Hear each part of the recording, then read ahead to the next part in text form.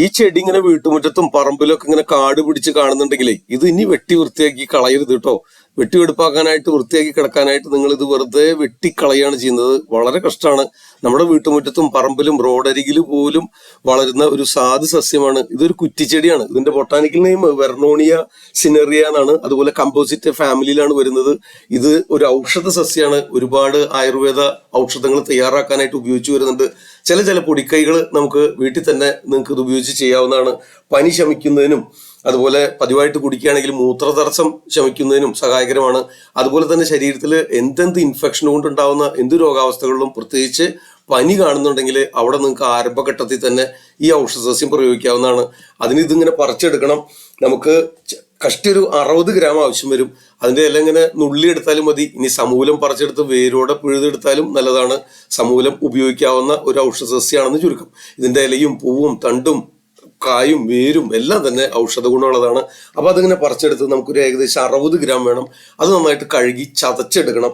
ചതച്ചെടുത്തതിന് ശേഷം ഏകദേശം ഒരു 500 മില്ലി വെള്ളത്തിൽ തിളപ്പിച്ച് അതൊരു 125 മില്ലി ആയിട്ട് വറ്റിക്കണം. കഷായം വെക്കാനുള്ള വിധിയാണ് കേട്ടോ ഈ പറയണേ. അതൊരു 125 മില്ലി ആയിട്ട് വറ്റിച്ചു കഴിഞ്ഞാൽ അതിന്റെ പകുതി വീതം ഏകദേശം ഒരു 60 മില്ലി വീതം കാലത്തും രാത്രിയും ഭക്ഷണത്തിന് മുൻപ് പതിവായിട്ട് സേവിക്കാന്നുണ്ടെങ്കിൽ പനി ശമിക്കും.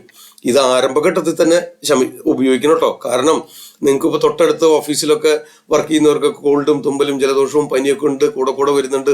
ഇനി നിങ്ങൾക്ക് തന്നെ കാലാവസ്ഥയിൽ മാറ്റം കൊണ്ടോ അല്ലെങ്കിൽ ശരീരപ്രകൃതി കൊണ്ടോ കൂടെ പനിയും ജലദോഷമൊക്കെ വരുന്നവരാണെങ്കിൽ ആ ഇൻഫെക്ഷൻ തടയുന്നതിന് ഈ രീതിയിൽ ഇത് തയ്യാറാക്കി ഉപയോഗിക്കാവുന്നതാണ്.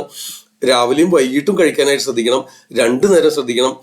അതുപോലെ ഇത് മുടക്കം കൂടാതെ തുടക്കത്തിൽ തന്നെ ചെയ്യണം. നമുക്ക് പനിയും ജലദോഷമൊക്കെ വന്നതിന് ശേഷം ഇത് മതിയാവില്ല. ആരംഭഘട്ടത്തിൽ തന്നെ പതിവായിട്ട് ഉപയോഗിക്കാവുന്നതാണ്. നിത്യേന പ്രയോഗിക്കുകയാണെങ്കിൽ മൂത്ര തടസ്സവും അതുപോലെ കിഡ്നി സ്റ്റോണ്, മൂത്രനാളി സംബന്ധമായ രോഗാവസ്ഥകളുള്ളവരാണെങ്കിൽ അതൊക്കെ ശമിക്കുന്നതിന് സഹായകരമാണ്.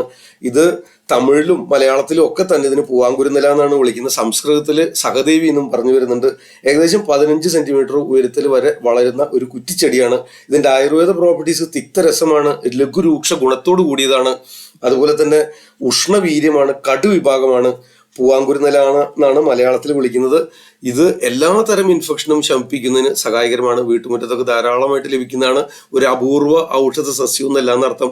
ഇതിന്റെ ഇലകളും പൂക്കളും ഒക്കെ കണ്ടു കഴിഞ്ഞാൽ നിങ്ങൾക്ക് പ്രത്യേകം തിരിച്ചറിയാനായിട്ട് സാധിക്കും.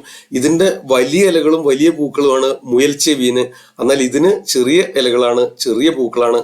ഇത് കഷായം വെച്ചിട്ട് ഈ രീതിയിൽ കഷായം വെച്ച് തയ്യാറാക്കിയിട്ട് അതിലേക്ക് അല്പം ജീരകം വറുത്ത് പൊടിച്ചതും മേമ്പടിയും കൂടെ ചേർത്ത് കഴിക്കുകയാണെങ്കിൽ കോൾഡൊക്കെ, തുമ്മലും ചുമയും കഫക്കെട്ടും ഒക്കെ ശമിക്കുന്നതിനും സഹായകരമാണ്. ഈ രീതിയിൽ നിങ്ങൾക്ക് പതിവായിട്ട് ഉപയോഗിക്കാവുന്നതാണ്. അതിങ്ങനെ നമ്മുടെ പൂവാങ്കുരുന്നില ജീരകം മേമ്പൊടി ചേർത്ത് തയ്യാറാക്കിയതാണ്. നമ്മൾ അതിങ്ങനെ കുറേശ്ശെ കുടിക്കുക. ജീരകം മേമ്പൊടി ചേർത്തെന്ന് വെച്ചാൽ ചെറുതായിട്ട് കഫക്കെട്ട് ചുമയൊക്കെ ഉണ്ട്. അപ്പോൾ ആ ഇൻഫെക്ഷനൊക്കെ മാറാനും പനി കുറയാനും പൂവാങ്കുരുന്നില മതി. ജീരകം മേമ്പൊടി ചേർത്ത് കഴിക്കുമ്പോൾ ഈ കഫക്കെട്ടും ചുമയൊക്കെ ഉണ്ടെങ്കിൽ അതും അങ്ങോട്ട് ശരിയായിക്കോളും. നിങ്ങളും തൽക്കാലം ഇങ്ങനെ തയ്യാറാക്കി കുടിക്കുക. ഇതുകൊണ്ട് 1-2 ദിവസമൊക്കെ നോക്കിയിട്ട് കാര്യമായ മാറ്റം കാണണമെങ്കിൽ അടുത്തൊരു ആയുർവേദ ഡോക്ടറെ കണ്ടിട്ട് ചികിത്സകൾ സ്വീകരിക്കണം. അതൊരു നിയമപ്രകാരമുള്ളൊരു മുന്നറിയിപ്പ്. ഇത് ഒരുപാട് പേർക്ക് ഉപകാരപ്പെടും, പ്രത്യേകിച്ച് ഈ കാലാവസ്ഥയിൽ. അതുകൊണ്ട് എല്ലാവർക്കും ഷെയർ ചെയ്ത് കൊടുക്കുക. ഇനിയും ഇത്തരം വീഡിയോകൾ ഇഷ്ടമാണെങ്കിൽ ഇത് ലൈക്ക് ചെയ്യുക, സബ്സ്ക്രൈബ് ചെയ്യുക.